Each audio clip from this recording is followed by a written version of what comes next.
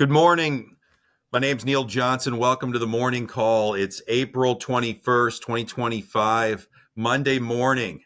A lot of news and activity. Happy Easter, happy Passover. But what a morning. It looks like the stock market is down. Unfortunately, learned of the passing of the Pope. And healthcare. What else? Any good news? It's a hard one, Neil. I guess, we're still seeing a pause on the tariff talks from the president. That seems to have slowed down a little bit. So hopefully, we'll see some market recovery, maybe a little bit. I see that as maybe some good news. I don't know, John. What do you see? Anything? There are deals still getting done. We're seeing what I'm seeing, though. It appears as if they're kind of deals where people are comfortable. A little bit later rounds. I'm seeing a lot of money going into early rounds, but a little bit later rounds, you see a lot of money still.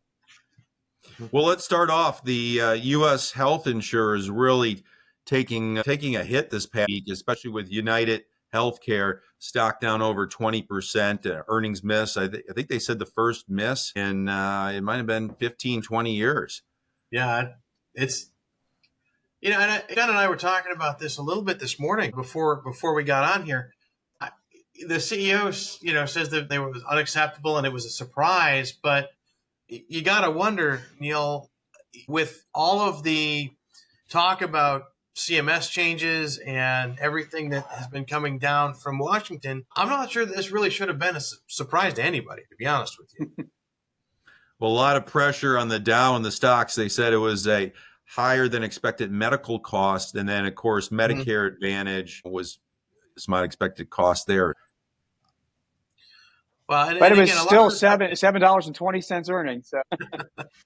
Yeah, right. Still, it's not. I mean, in any other industry, that's a good day, right?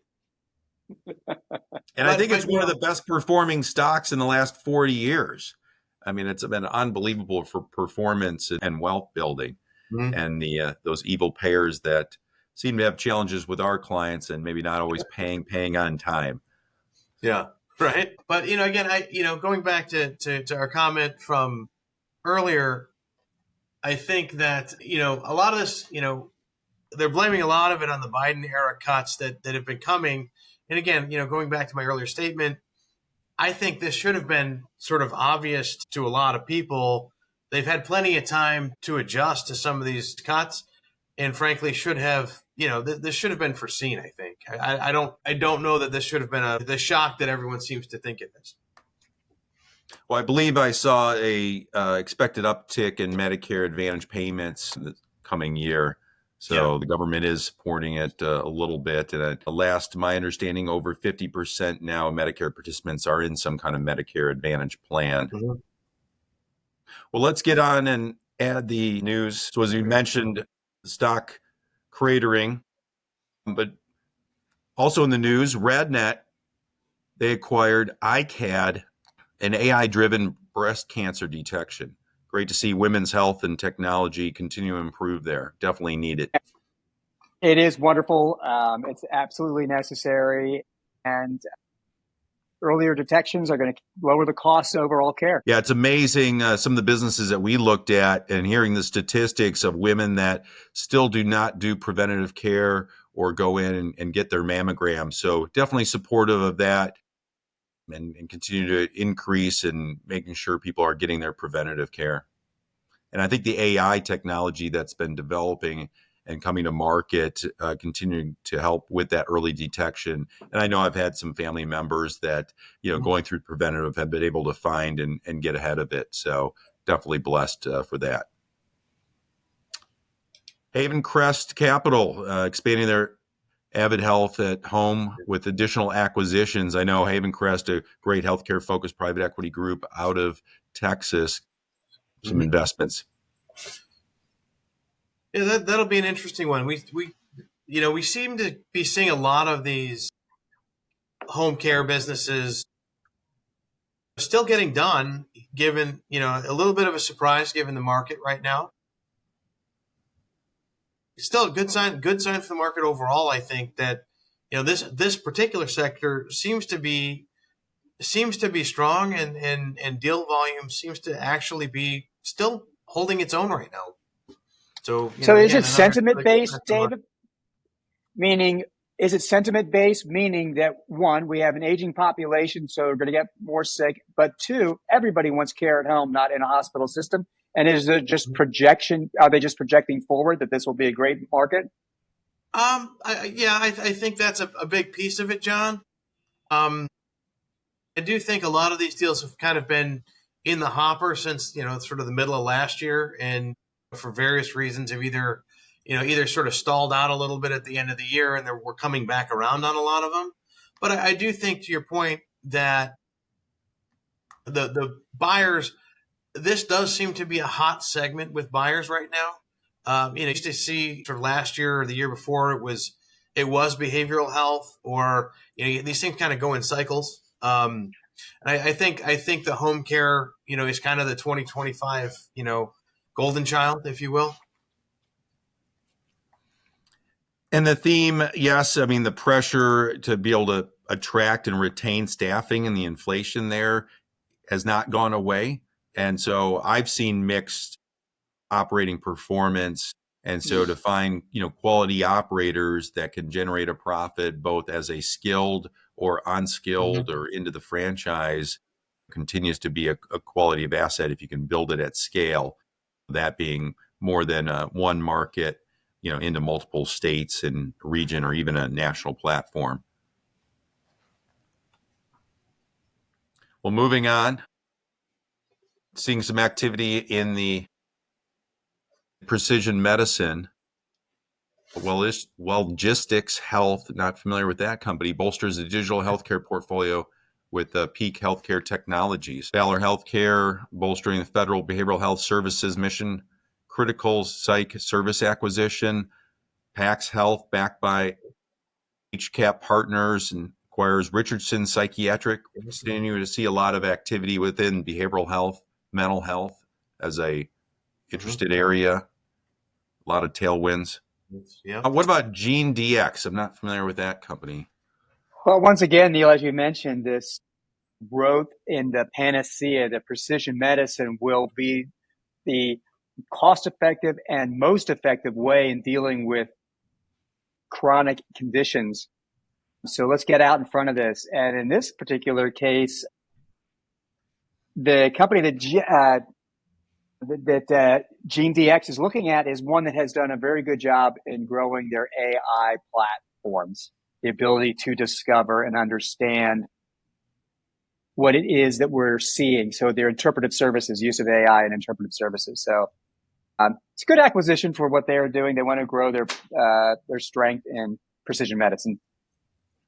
That's interesting. Well, I want to bring up, 23andMe, that's always been on the news headline lately. Obviously, they're kind of fall from stardism, if I'm saying it right, into bankruptcy, and, the assets that are they sustainable? So I know we're keeping an eye on what happens to the 23andMe assets, as I think that's in a process right now, a bankruptcy sale currently.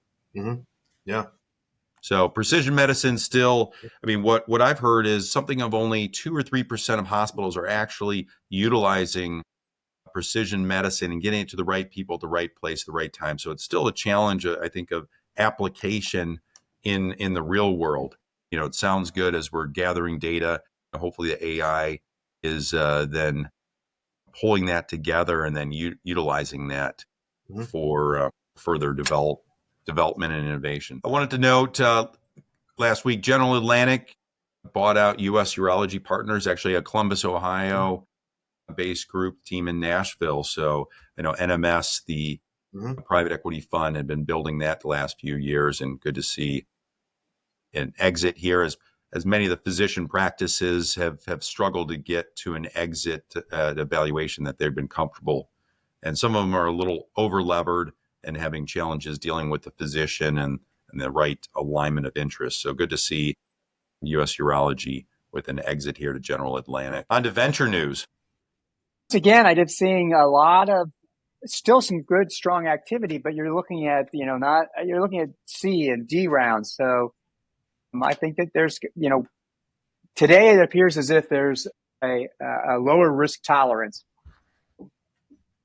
I know we're having conversations with many organizations as they're trying to figure out, do they sell, do they raise money, this down round. Yeah. But they need to make some decision to execute, to move forward. And it's limited options and then not very favorable options. Yeah. What about Well raises $30 million to expand AI-powered employee health engagement? That's an interesting. I know we continue to see a lot of investment into AI. I think that's the big star and big focus. I mean, everything. You got to have AI in it, or at least talk about AI, or just throw it out there. Yeah, we're AI. What does that mean? It's a good question. I mean, everybody's throwing it out there. There doesn't seem to be a good consensus as to what's simply an algorithm based function and what is truly an AI driven software platform. It's a good question. Well, any other top news that's going on?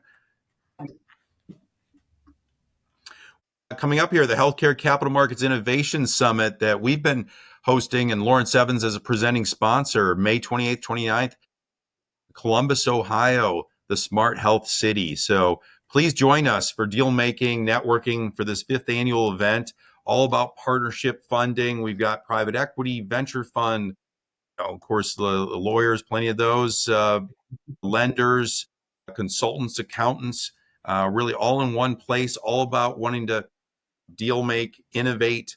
Please join us.